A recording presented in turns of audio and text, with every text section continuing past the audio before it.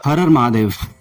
पिछली वीडियो में मैंने आपको दूतों के बारे में बताया था, जिसमें मैंने 4 प्रकार के दूत आप लोगों को बताए थे कि ज्ञान दूत होते हैं, कर्म दूत होते हैं, शक्ति दूत होते हैं और यज्ञ दूत होते हैं।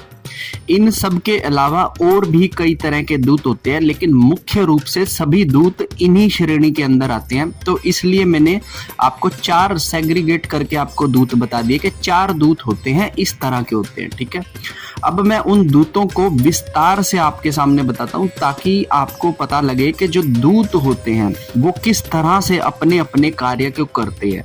तो इस वीडियो के अंदर मैं आप लोगों को ज्ञान दूत के बारे में विस्तार से वर्णन करने वाला हूं। ज्ञान दूत स्टार्ट करने से पहले अगर आप मेरे चैनल पर नए हैं तो इसे सब्सक्राइब कर लेना, वीडियो अच्छी लगे तो इसे लाइक करना और अपने दोस्तों के साथ इसे जरूर शेयर करना। सबसे पहले मैं आपको बताता हूं कि जो ज्ञान दूत होते हैं, ज्ञान दूत ये कैसे दिखते हैं और इनकी क्या मतलब के उद्गम स्थान है, इनका कहां से उद्गम हुए हैं। देखिए, सबसे पहले एक बात बताता हूं कि ये ब्रह्मांड है, ये जो पूरा ब्रह्मांड है, यहाँ पे सब ब्रह्म है। ये सृष्टि भी ब्रह्म है, ये सृष्टा भी ब्रह्म है, हम भी ब्रह्म का ही एक अंश है। इस ब्रह्मांड के अंदर बहुत तरह की साइंस है, ठीक है ना। इस ब्रह्मांड के अंदर बहुत तरह का ज्ञान है। हर देवी देवता के अपने दूत होते हैं और उन दूतों में सबसे प्रथम नंबर पर आते हैं ज्ञान दूत। ज्ञान दूत पहले तो मैं बता देता हूं आपको कि किस तरह से ज्ञान दूत दिखाई पड़ते हैं। मैं जब अपने सूक्ष्म जगत में ज्ञान दूतों को जब देखता हूं तो अधिकतर ज्ञान दूत बाल स्वरूप में दिखाई देते हैं। और ये जैसे एक 4 से 5 साल का कोई बालक हो, जिनके कंधे पर हमेशा एक झोली होती है और कहते हैं कि उस झोली के अंदर ही होता है जो ज्ञान भरा होता है। ज्ञान दूत जो होते हैं ये बाल स्वरूप में हर जगह पे भ्रमण करते रहते हैं। जब भी कोई व्यक्ति कहीं पे पूजा पाठ करता है, आप अपने सराउंडिंग में जितने मर्जी पूजा पाठ करने वाले देख लेना, आप ये पाओगे कि एक टाइम तक ये व्यक्ति पूजा पाठ नहीं कर रहा था, लेकिन फिर अचानक से कुछ साल बाद इसका क्या हुआ, अचानक से पूजा पाठ में मन जाने लगा, वो जाप करने लगा, पूजा करने लगा, है ना, चीजें सारी करने लगा। तो ये जो चेंजेस उस व्यक्ति के अंदर आ रहे थे वो ज्ञान दूत की वजह से आ रहे थे। इसकी कार्यशैली को मैं थोड़ा सा बाद में डिस्क्राइब करता हूं, पहले इनके आकार पर और इनकी क्वालिटी पर मैं जरा बात कर देता हूं। हर देवता के जो ज्ञान दूत होते हैं वो उस देवता के ही रूप के बिल्कुल बाल अवस्था के आकार में दिखते हैं, जिनके कंधे पर एक झोला दिखाई देता है। जैसे भगवान शिव के जो ज्ञान दूत हैं वो बहुत छोटे छोटे बच्चे की तरह दिखते हैं, जिनके कंधे पर एक झोला है और हाथ में एक छोटा सा त्रिशूल भी उनके पास होता है। इस तरह से अलग अलग देवता के जो बाल स्वरूप होंगे, ज्ञान दूत हमेशा उन्हीं की तरह दिखते हैं। ये एकदम विनम्र होते हैं, ये कभी भी ज्यादा इंटरेक्शन नहीं करेंगे आपसे। ज्ञान दूत जो होते हैं इनके पास ज्ञान का एक ऐसा भंडार होता है, ठीक है ना, कि जब भी कभी किसी व्यक्ति की आसक्तियां जागृत होती हैं पूजा को लेकर, पाठ को लेकर, तो ज्ञान दूत ही उसमें वो आसक्ति को भरते हैं, ठीक है ना। आप एक बात जरा गौर फरमाइएगा कि बहुत सारे लोग हैं जो पूजा पाठ नहीं कर सकते, लेकिन आप सुबह 1 घंटा, शाम को 1 घंटा अगर पूजा पाठ कर रहे हो तो ये आपके प्रारब्धों से आपको कैरी फॉरवर्ड हुई है। आपके प्रारब्धों में कुछ ऐसे पुण्य कर्म थे जिससे आपको पूजा में बैठने का मौका मिला। अब पूजा में बैठ गए तो आपकी आत्मा की गति 100% होगी, चाहे आप जाप कर पा रहे हैं, नहीं कर पा रहे हैं, ध्यान लगा पा रहे हैं, नहीं लगा पा रहे हैं, लेकिन ईश्वर के सामने उसका नाम लेते हुए बैठ जाने से भी आपकी गति हो जाएगी। तो इस गति को पूरा करने के लिए सर्वप्रथम आपसे ज्ञान दूत ही इंट्रोड्यूस होंगे। ज्ञान दूत आपके मन में आसक्तियां उत्पन्न करते हैं। ज्ञान दूत आपके मन में बहुत सारी देवता को लेके बातें उत्पन्न करते हैं। ज्ञान दूत आपके मन में प्रोसेस को बताते हैं कि पहले इस तरह से धूप जला, फिर इस तरह से पाठ कर, फिर इस तरह से जल की कटोरी रख, फिर इस जल को अपने घर में छिड़क।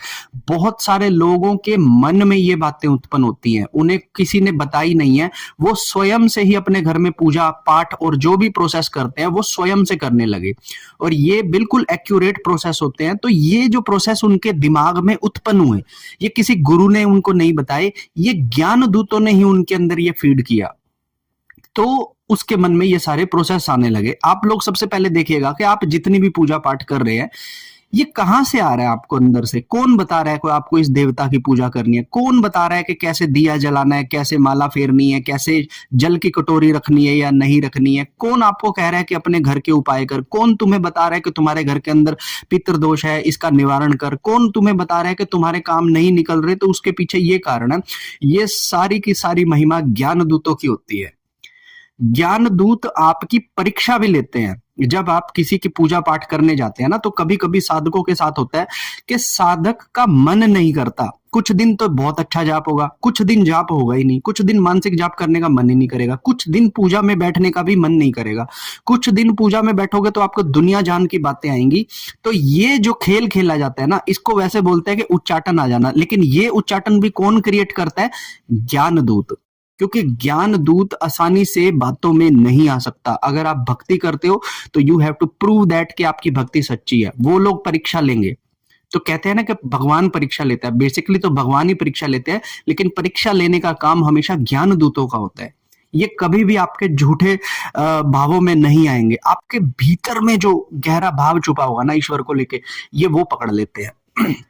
बहुत सारे लोग जो शक्तियों के लिए पूजा कर रहे हैं ना, इनको इसीलिए शक्ति नहीं मिलती है क्योंकि इनके मन के भीतर एक लालच छुपा होता है कि मैं इस शक्ति को पाके अपने दरबार लगाऊं और ढेर सारा पैसा बनाऊं। तो ये कारण होते हैं कि कई बार लोग शक्ति के लिए जब पूजा पाठ करते हैं तो उन्हें वो शक्ति प्राप्त नहीं होती। अच्छा, शक्ति मिल भी जाए तो उसके साथ एक ड्रॉबैक जरूर मिलेगा, और कहते हैं कि शेर को सवा शेर टकरता ही है। ये बात भी एक लाइन अप हो जाती है। लेकिन अगर आप प्योर भक्ति के अंदर है तो ज्ञान दूत उस चीज को पढ़ लेते हैं, और ना चाहते हुए भी आपके मात्र 2 बार राम राम बोल देने पर भी आपको इतना पुण्य प्रदान करेंगे कि आप उसके बारे में सोच नहीं सकेंगे।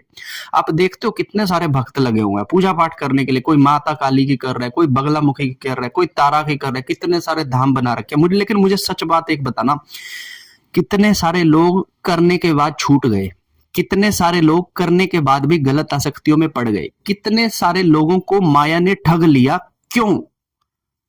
क्योंकि उनके मन के अंदर जो आसक्तियां थी वो ज्ञान दूत पहले से ही उसका स्कैन कर लेते थे और उन्हें पता लग जाता था कि ये व्यक्ति को कहां पे गिराया जा सकता है। तो कहते हैं कि मन के भाव जितने शुद्ध रखोगे, ज्ञान दूतों को आपका मन की अंदर की स्थिति का पता लगेगा और आप अपनी साधनाओं में सक्सेस को पा सकोगे। दूसरी चीज, क्या ज्ञान दूतों को पाया जा सकता है? पहली बात, ज्ञान दूत सबसे समझदार दूतों में से होता है। इसको पाया नहीं जा सकता क्योंकि इनका काम है ज्ञान को, इमोशंस को ट्रांसफर करते रहना। कभी कभी भगवान शिव को लेके बहुत ज्यादा इमोशन आ जाते हैं, राम जी को, हनुमान जी को लेके उनका कोई भजन सुनते हैं तो रोना आ जाता है। तो ये जो ट्रांसफरेशन हो रहा है भक्ति का, ये ज्ञान दूत ही आपके अंदर लेके जाते हैं। मेरे साथ में एक बहुत बड़ा भक्त बैठा है, मैं बैठा हूं, वहां पे हनुमान जी का गाना चलाया, मुझे तो रोना नहीं आ रहा, लेकिन बाकी बाजू वाले आदमी के आंसू निकल आए। वो किसने वो इतनी भक्ति उसके अंदर लाकर भरी? ज्ञान दूत ने भरी। तो ज्ञान दूत को सिद्ध नहीं किया जा सकता। ज्ञान दूत हमेशा भ्रमण करते रहेंगे। हाँ, जब जब साधक को किसी चीज की आवश्यकता होगी तो कहीं से भी कोई ज्ञान दूत आके उसे उसकी जो आवश्यकता है उसके अनुसार उसकी जरूरत को पूरा जरूर करेंगे। तो ज्ञान दूतों के सहारे से ही ये सारी दुनिया चल रही है, ठीक है ना। तो जिन दूतों की आप सहायता मांगते हो वो ज्ञान दूत है। ज्ञान दूत कभी आपकी बातों में नहीं आते।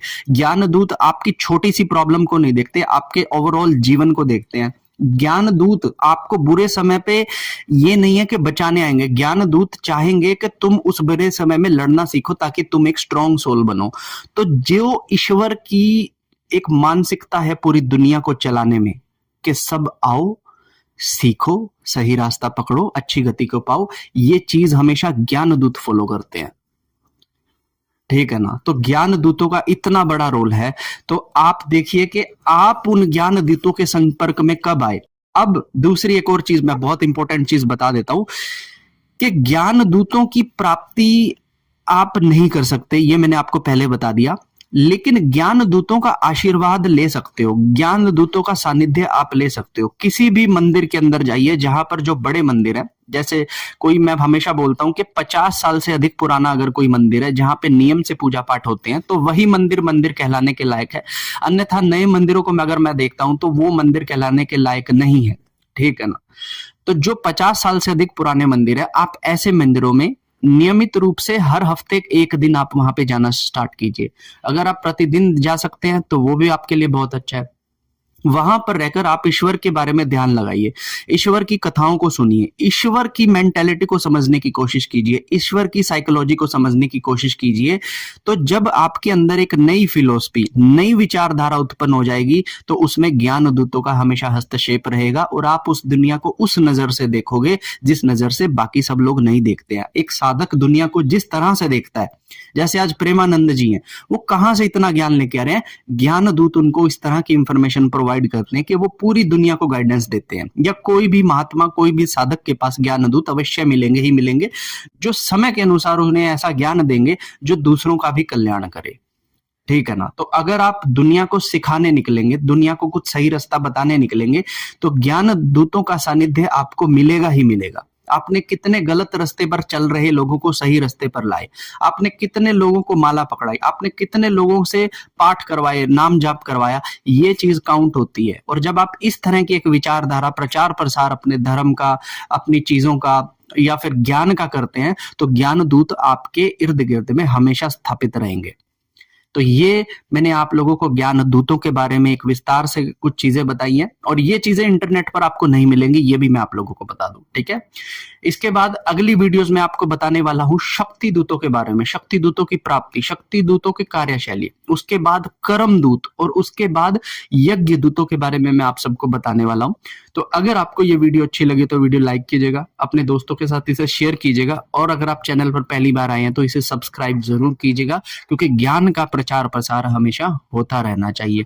तब तक के लिए हर हर महादेव, जय माता दी।